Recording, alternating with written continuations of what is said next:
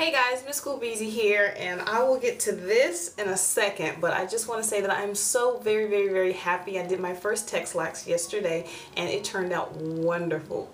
Oh, I love them, I love them, I love them. I don't think I'll ever go back to a normal relaxer after doing that, but let's get right down into it. So I started off by taking out all of my Senegalese twists once I got off work, and I had the big, well, not so much big, but just the aftermath that needed to be detangled and combed out, and picking out the little remnants in my roots. And oh my goodness gracious, I don't think I'll ever go back to Senegalese twists. As far as prepping my hair for the Texlax, I use a combination of olive oil, extra virgin olive oil from my pantry, as well as A&D ointment. It's a skin protectant, so it was very useful in protecting all around my nape. So as far as protecting my ends was concerned, that's where the extra virgin olive oil comes in. Now I took about a good third of a cup and I just set it in front of me, and I started to saturate my ends right, not so much right at the declamation line, but a little bit past it, just to make sure that my ends don't come in contact with any relaxer, and that it does not do any damage in the event that it does come into contact with it. So after I protected my scalp and my hair, I went ahead and started to mix my relaxer, which is going to be the Dark and Lovely Healthy Gloss 5 with the Silk Keratin Serum, which you add in later on, and I'll go through step by step of what I did. So first, of course, you want to mix the relaxer itself. Now with Dark and Lovely, they have the activator is no longer in the bottles anymore. It's in the packets in a cream form. So I added both packets to the actual relaxer itself, mixed it in, whipped it in really good, make sure that there were no streaks, that everything was completely mixed, and then I added in a little bit of extra virgin olive oil as well as coconut oil to really tone down the relaxer and not have it be so Now this particular relaxer is a regular, and I'm used to the extra strength, the supers, so that was already a step down from what my hair is used to. Okay, once the relaxer was mixed, I had to let it set for a good 5 minutes per the instructions, and then I went ahead and added the oils and whipped it up. Now that my hair has been setting with the oil in it, the A&D ointment is on my scalp as a protectant, I'm good to go. So I got my gloves ready, which I did not use the gloves from the packet because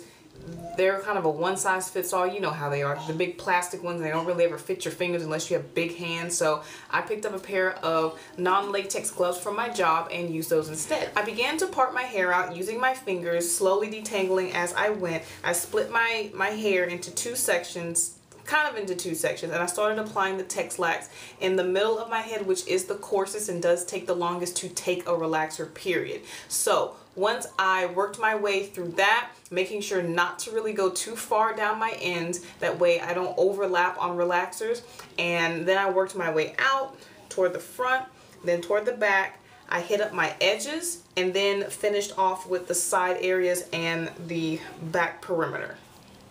Once the Texlax had sat for a good 3 extra minutes after the full application, I went ahead and rinsed it out. Now with the Dark and Lovely, it does tell you in the instructions that once you rinse out the relaxer, to then use the keratin serum, which is about the size of a Carmex container, and then you let that sit for 5 minutes, which I did. I put a plastic cap over my head and I just walked around for 5 minutes and I just let that sit.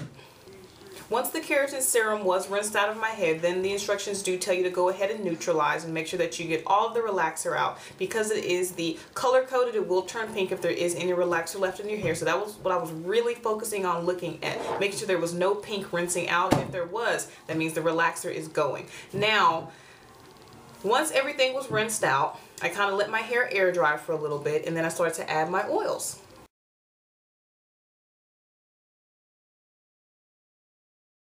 The oils that I added back into my hair were grapeseed oil, which is a great heat protectant, Jamaican black castor oil to aid in moisture as well as thickness, and I don't really consider this an oil, but it is a great leave-in. It's going to be the Kinky Curly Not Today leave-in conditioner and detangler, which works wonders as far as smoothing out any kind of tangles that you might have. And it works for me. I don't know if it works for everyone, but it does work for me. I'm going to use this as my growth aid as well as a moisturizer, and it is the Grow Out oil.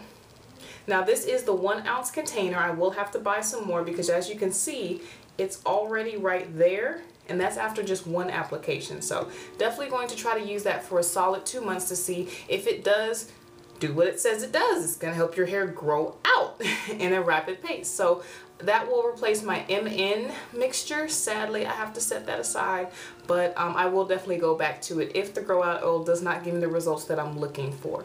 Now, on to the remainder of products that I will put in my hair. The first one is going to be my Elastic QP Leave-In H2. And I use that as my daily leave-in. I make sure I spray that in. Even if I don't get to the kinky curly knot today, I will always put in the H2. On top of the Jamaican black castor oil coconut, which stunk like all get out when I first got it. I had to dump so much peppermint oil in that. Oh, goodness gracious. But yeah, I'm sorry I ran through that kind of fast, but that was my Texlax. And I had a complete video where I went through step by step. You saw my hair out of the Senegalese twist. You saw me prepping it with the olive oil. You saw me putting the actual Texlax on, rinsing it out, putting the keratin in, neutralizing it, rinsing that out, blow drying it out. And I went to edit the video and it was uneditable because my camera decided to reset itself. I don't know how it did that. And it went back to demo mode.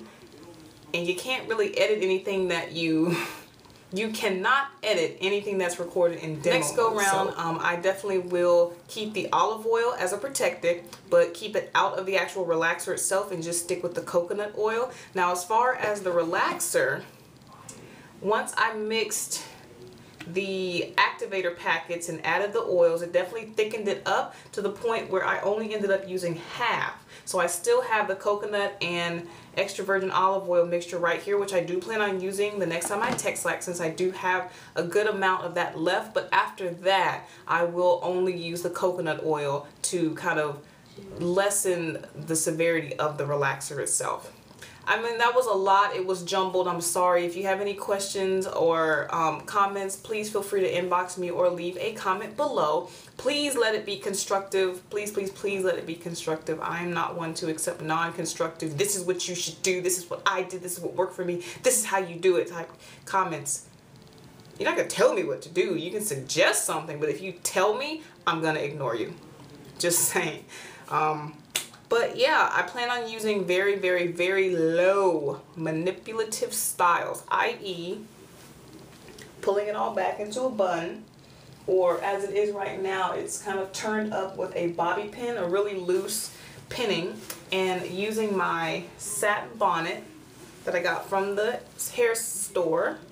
It's an Annie bonnet, and it is lined with, it's got the silk lining on the inside, as well as this. It can be reversed, and I can wear this with the cheetah print on the inside. I'm loving this. I've never had a printed bonnet, so I'm really happy. I get to go to bed in style. But that's gonna be it. Thank you guys for watching, and have a great day. See ya.